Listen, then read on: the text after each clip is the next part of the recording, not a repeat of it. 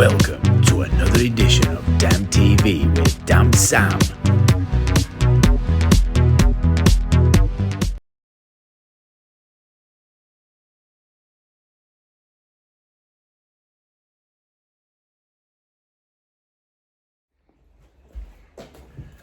Happy Monday, how you doing? Damn Sam here. We're at Ireland today.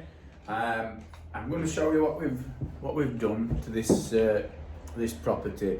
I'll explain issues that they had first. So we got contacted via our website. They've got this property which is a mid-terrace. Sorry, an end terrace. Yeah, that's an external wall, and they were having issues in that bottom corner there. So they've had a plaster around who's it's K11 everything. So like a lot of plasters will do a bit of damp work. For some reason they think that they have to K11 everything. I think it's because they don't know how damp transfers up a wall, and they think it's what's going to come through it. So which is right. If you waterproof a wall, you know what I mean, there's not going to be much stuff comes through it. But like I've said to you before on other videos, it's going to go that way. So water vapour as a gas ain't going to be able to go out. So what happens is it'll form on surface at K11, and if you put render light over the top of it, then it'll get trapped in between K11 because it's what's called a vapour check. So as water vapour goes through render light, where your K11 is, condensation will form on there, and it can lead to different issues. So when that's wet, it can blow other stuff. So basically it breaks bond, depending on what you've used. If you've used SBR, you might be alright, but if you've used PVA, it'll turn it back to its water form. Got called because we're having issues in this corner now. It's a timber floor. There's a ground level on that side, so in theory, it were right to put a bit of K11 where ground level were higher, because you get lateral damp. But what he's done is gone all the way to the top. So wherever he's hacked off, he's gone all the way to the top. The guy from house came, and there was some insulation down bottom of the floor, so he's took that out. And they had wet patch in that corner, basically shaped like a cone. So straight away, when I got called out and I came to have a look at it, I know it's an internal problem.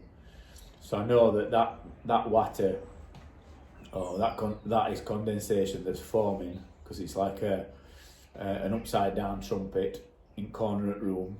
That's patterns of air circulation, and that's moisture from air condensing on a cold spot.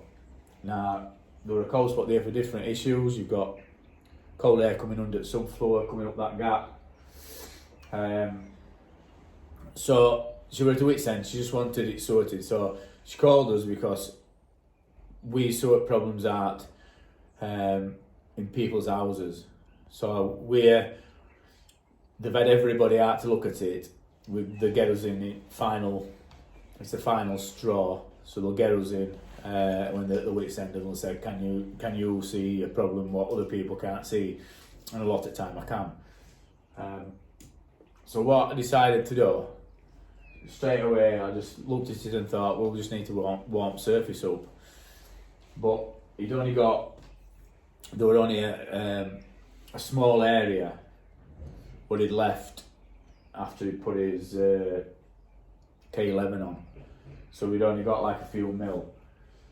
So I had to look for a board that was thin enough to go onto that wall, but it didn't matter on that wall because we went all the way to the top. So luckily we've got some insulated board left over from last job. That's why it's all in pieces. So we've pieced it in, but what she's got a super thermaline wall now that's going to be really warm. And then on that wall, she's got a 9mm plasterboard, it's baseboard And what I found is that you've got your 9mm 6x3s and you've got your 9mm baseboards, and 9mm baseboards are thinner than 6x3s. Some of the 6x3s, I don't know why, but they're more like 10mm or even 11mm, and it does make a lot of difference. The baseboards might be 8mm or 8.5mm, and if you measure them. So what we decided was we were going to get these baseboards and that'll fit, and it has done. It's done trick. So I'll just show you what we've done now. We get here a bit closer. So they've been stuck on with acrylic. It's express system. So we've cut board, stuck them on, done it round. Plaster's he's gonna be doing skimming. So he'll put his scrim on we're gonna slice this off all level before we go when it's cured.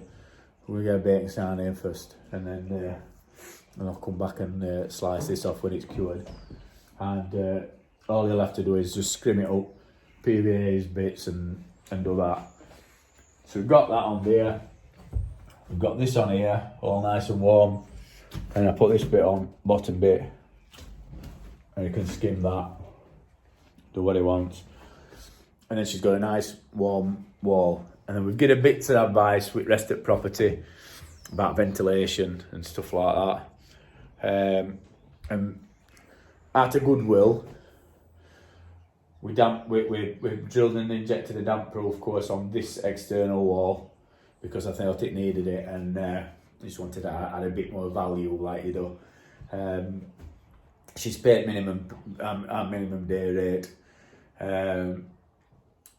She was willing to pay that for just that little bit.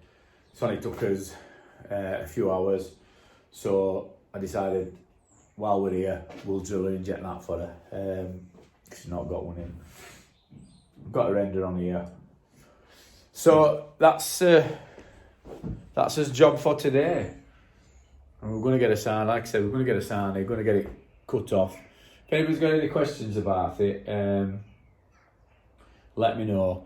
But again, Beauty Express system is its speed and quickness and cleanness, rather than a wet trowel system.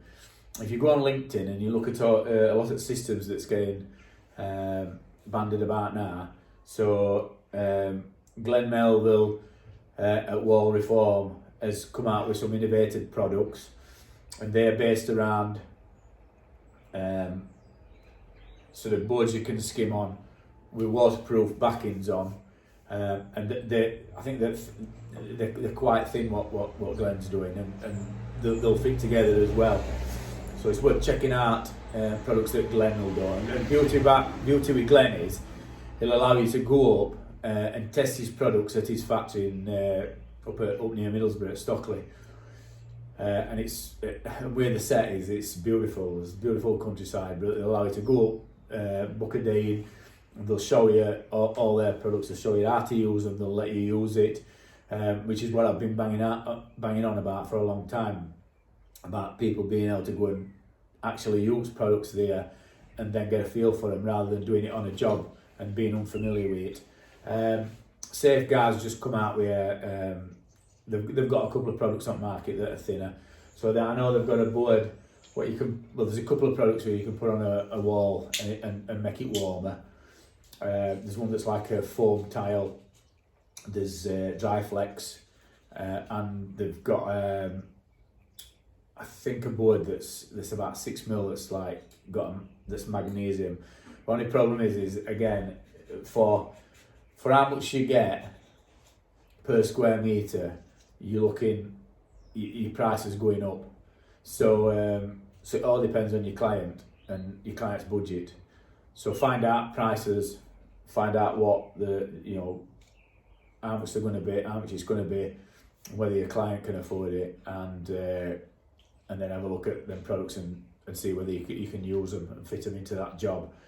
So that's Dan Sam on a Monday. Nice video for you. I hope you've got some value. Any questions, let me know. Please subscribe and share and like, and see you next time.